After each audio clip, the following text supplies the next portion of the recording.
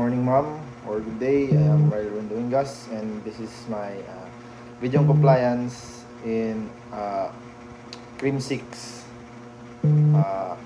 General guidelines. The PNP units tasked to maintain peace and order shall not interfere with the holding of public assembly. So, ang police officers ko no, ang ila responsibility is to keep peace and order. O ila i-respect ang right ng public to gather o i-express ang ila opinions legally. So ang ila role is to protect the rights, dili nila stop or i-disturb unlawful public activities. So to ensure public safety, a CDM contingent under the command of a PCO shall be detailed and stationed at least 100 meters away from the place where the public assembly is being held according to Batas Pambansa 880 Section 9. So inarule ga state na para i-guarantee ang safety o i-avoid unnecessary tension. So police groups is assigned to handle civil disturbances o must be positioned at least 100 meters away from the location of the gathering. So, ang distance is nag-allow na para sa event to proceed normally while still letting authorities na nag-monitor sa situation and mo respond quickly if needed. So, in the regulation comes from Batas Pambansa 880 or the Public Assembly Act of 1987 Section 9. In the absence of any permit from the LGU concerned, the PCO in command should exert effort in persuading the demonstrators to disperse peacefully and vacate the public place. So, if waray kuno official permission granted by the LGU and police officers kuno leading the operation must try their best to talk to the people involved and i-convince sila to leave the area calmly or with peace and without causing trouble.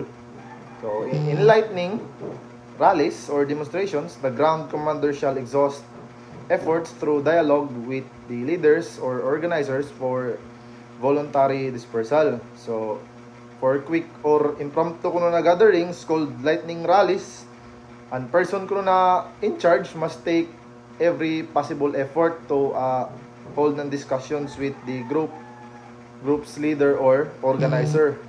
So, ang main goal is to agree that the group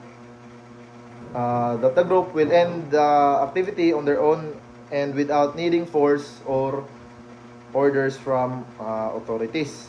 In case of failure, orderly dispersal to include apprehension of those responsible shall be resorted to. So, if these peaceful attempts to persuade the group do not work, ang police will proceed with an organized and controlled process to clear the area. And during this process, ang people na mag-break sa balaod or ng law or mag-cause ng disruption or kagubot or mo refuse ng follow ng instructions may be arrested or taken into custody. So, maximum tolerance must be exercised according to Batas Pambansa 880 Section 10. So, this means that ang police officers must always show patience, self-control, and when handling these kinds of situations. So, they must act reasonably and should not only take strict when it is absolutely necessary na mag-maintain ng peace o safety. Role is based on Batas Pambansa 880 Section 10. Specific guidelines. So, when assistance is requested by the leaders or organizers, it shall be imperative for the CDM contingent to perform their duties while observing the rights of demonstrators. So, even kuno ang people nag-organize or galid na nitong gathering na mag-ask sila sa police for help or support, an officers is must still carry out their jobs fairly and correctly. So, most importantly, dapat nag-show sila ng pag-respect ng rights, dignity, and freedom of everyone na involved sa gathering. So further, the members of the CDM contingent dealing with the demonstrators shall be in prescribed uniform. So, Ang mga police officers kuno who interact with the group or the public during sa ila operation must wear their official standard issue na uniform.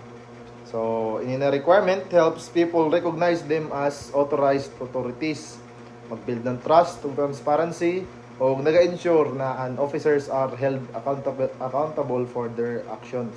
Number 1, the CDM contingent shall not carry any kind of firearms but may be equipped with batons or riot sticks, crash helmets with visors, gas mask, boots, or ankle-high shoes with shin guards. So, ini para ma-prevent ang serious injuries or loss of life. So, police are assigned to these operations are strictly forbidden from paggamit ng or pagbitbit ng guns or other lethal weapons. So instead, they are allowed to use tools and protective gears that help them control the situation, ito na batons, and protect themselves without causing severe harm. So ini na mga items include sticks or batons for crowd management, helmets with face shields for protection, and mask for safety during chaotic situation on your gubot na ba, and strong footwear with extra support para ma-avoid getting hurt. Number 2, tear gas, smoke grenades, water cannons, or any similar anti-riot devices shall not be used unless the public assembly is attended by actual violence or serious threats of violence or deliberate destruction of property. So, ang powerful equipment kuno like tear gas, smoke grenades, and water cannons are two strong tools that can cause harm. So, dili sila pwede magamit during peaceful gatherings. So, they may only be deployed if there is actually or actual violence or a serious threat of violence, or when ang property is gituyo pag damage. So, inina role is naga-ensure that force is only used as a last resort and only when it is absolutely necessary to protect the people and property. Number 3 is the organization and membership of CDM contingents, as well as their deployment and employment shall be in accordance with existing PNP rules and regulations. So this means that how police units are formed o sinoy ga pili or who is selected to join them or where they are assigned. So how they are used, all must follow the official policies ng laws o standard operating procedures na gi-set ng PNP. So ang tanan operations must be carried out within the proper structure and legal framework of the organization to ensure everything is done correctly and properly authorized. Number 4 is for every CDM contingent, there shall be a team of negotiators. So sa every team ko ng civil disturbance management contingents, yay ko no mga team ng negotiators. So every group is created to handle civil disturbances or must include a dedicated team whose main job is to communicate with the people involved. So this or negotiators will talk sa leaders ng group or organizations. Makiktalk sa leaders ng organizations and members of the group. Ang ila trabaho is to listen to their concerns and find work to or mag-find the way to para sa peaceful solutions. So ang ila purpose is to prevent small issues from turning into a conflict or violence by using dialogue and understanding. Lastly is number 5, a separate security contingent may be organized and ready to provide immediate assistance to the civil disturbance management contingents as the need arises. So aside kuno from the main team assigned to manage this situation, yay kuno other group to keep on standby at all times. This is additional security team prepared to move in quickly and give extra support whenever more manpower resources or help are needed. So ini is naga-ensure that the main team ng CDM group always has a backup available to keep peace and order under control. That would be all, ma'am, and I am Relvin Domingas. Good day. Thank you.